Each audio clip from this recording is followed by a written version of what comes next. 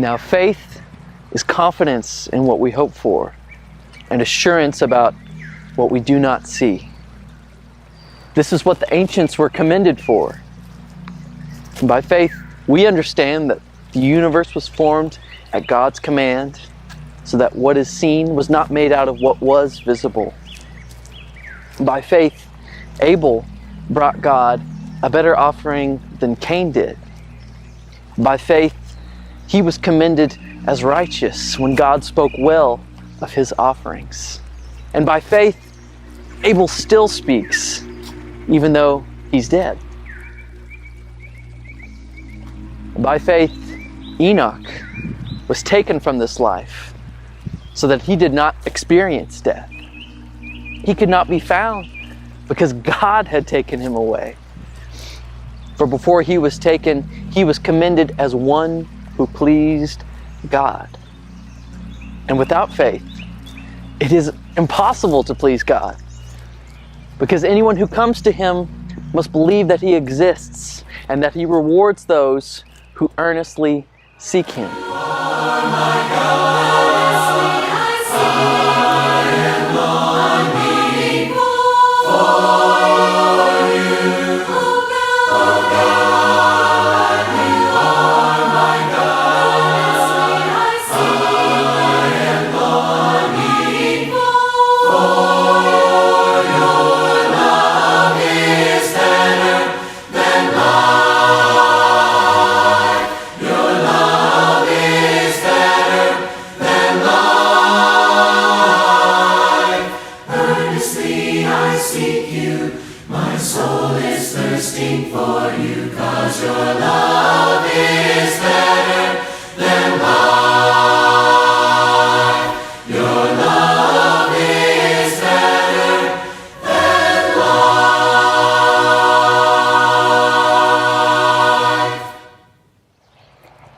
By faith, Noah, in holy fear, built an ark to save his family. By his faith, he condemned the world and became heir of the righteousness that is in keeping with faith. By faith, Abraham, when called to go to a place he would only later receive as his inheritance, obeyed and went, even though he didn't know where he was going. By faith, he made his home in the promised land like a stranger in a foreign country. He lived in tents, as did Isaac and Jacob, who were heirs with him of the same promise. For he was looking forward to a city with foundations, whose architect and builder is God. A city with foundations, firm as the eternal throne, nor war nor desolations shall ever move a stone. O Zion, lovely Zion, I long thy gates to see. O Zion, lovely Zion, when shall I dwell in thee?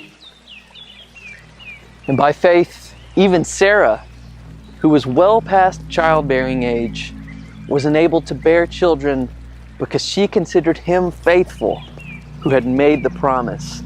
And so, from this one man, and he as good as dead, came descendants as numerous as the stars in the sky and as countless as the sand on the seashore. Now, all these people were still living by faith when they died. They didn't actually receive the things promised. They only saw them and welcomed them from a distance, admitting that they were foreigners and strangers on earth. By faith we see the hand of God in the light of creation's grand design, in the lives of those who prove his faithfulness, who walk by faith and not by sight. By faith our fathers roamed the earth,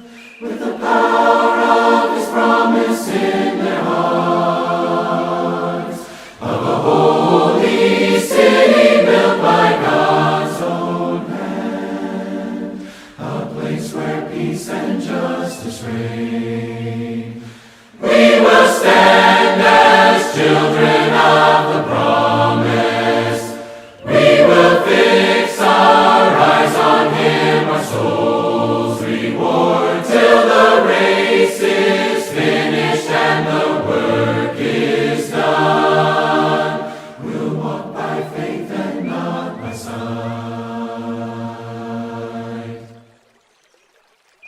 Now, people who say such things show that they are looking for a city of their own. If they had been thinking of the city they'd left, they would have had opportunity to return. Instead, they were longing for a better country, a heavenly one. And therefore, God is not ashamed to be called their God, for he has prepared a city for them.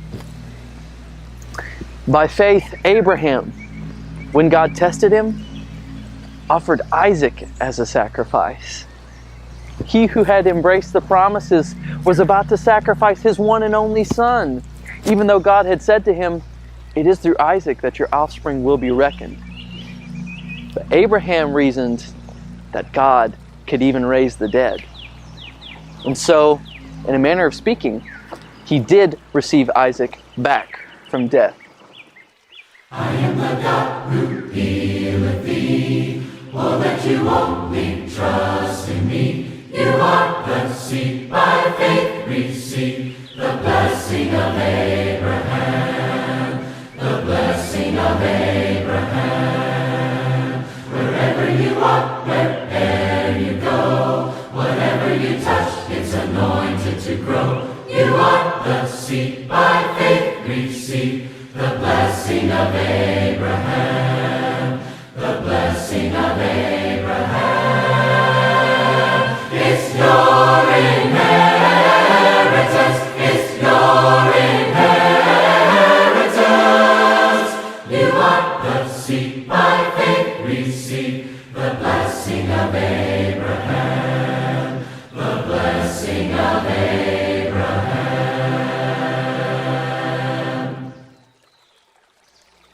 By faith, Isaac blessed Jacob and Esau in regard to their future.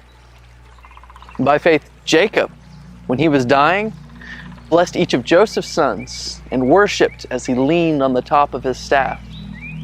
By faith, Joseph, when his end was near, spoke about the exodus of the Israelites from Egypt and gave instructions concerning the burial of his bones. By faith, Moses' parents hid him for 3 months after he was born because they saw he was no ordinary child, and they were not afraid of the king's edict.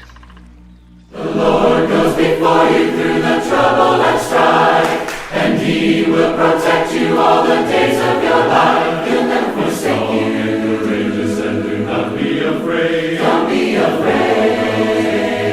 Every day. He'll never forsake you. Be courageous and do not be afraid. Don't be afraid. Every day. Be strong and courageous and do not be afraid. The Lord goes with you each and every day. He'll never forsake you. Be courageous and do not be afraid. Don't be afraid. Every day. He'll never forsake you. Be courageous and do not be afraid. Don't be afraid. Every day. He'll never forsake you. Be courageous and do not be afraid. Don't be afraid.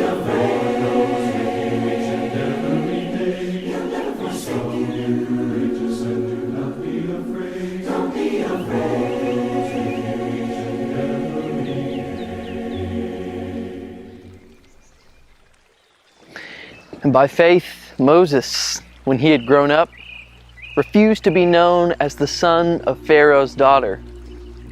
He chose to be mistreated along with the people of God, rather than to enjoy the fleeting pleasures of sin. He regarded disgrace for the sake of Christ as of greater value than all the treasures of Egypt, because he was looking ahead to his reward. By faith, he left Egypt, not fearing the king's anger. He persevered because he saw him who is invisible. By faith, he kept the Passover and the application of blood, so that the destroyer of the firstborn would not touch the firstborn of Israel. By faith, the Israelites passed through the Red Sea as on dry land, but when the Egyptians tried to do so, they were drowned. Rescue me from the wicked, oh, rescue me from the wicked, oh, rise up, Lord, and bring them down. Keep me as the apple of your eye, hide me in the shadow of your wings. Rescue me from the wicked, oh, rescue me from the wicked, oh Lord. Enemies surround me, throw me to the ground. Like a hungry lion, they have tracked me down. Show the wonder of your love, save me by your hand. I have kept my heart for you, in your path I stand. Rescue me from the wicked, oh, rescue me from the wicked, oh, rise up, Lord, and bring them down. Keep me as the apple of your eye, hide me in the shadow of your wings. Rescue me from the wicked, oh, rescue me from the wicked, oh Lord. And I will see your face. By faith, the walls of Jericho fell after the army had marched around them for 7 days. By faith, the prostitute Rahab, because she had welcomed the spies, was not killed with those who were disobedient. And what more shall I say?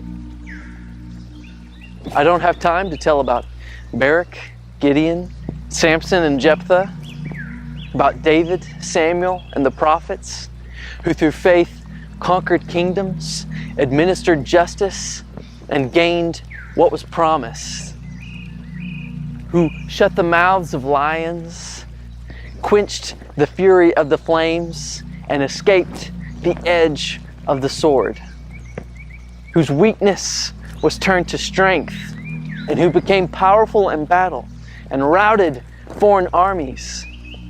Women received back their dead, raised to life again.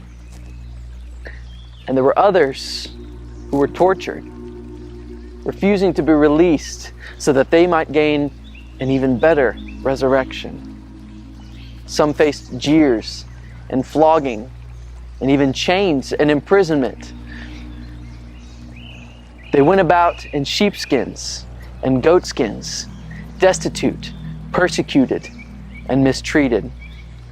The world was not worthy of them. They wandered in deserts and mountains, living in caves and in holes in the ground. And all these were commended for their faith.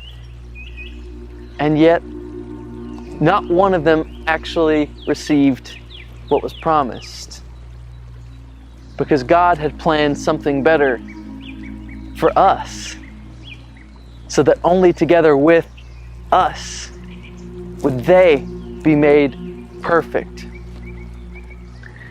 Therefore, since we are surrounded by such a great cloud of witnesses, let us throw off everything that hinders and the sin that so easily entangles, and let us run with perseverance the race marked out for us, fixing our eyes on Jesus, the pioneer and perfecter of faith.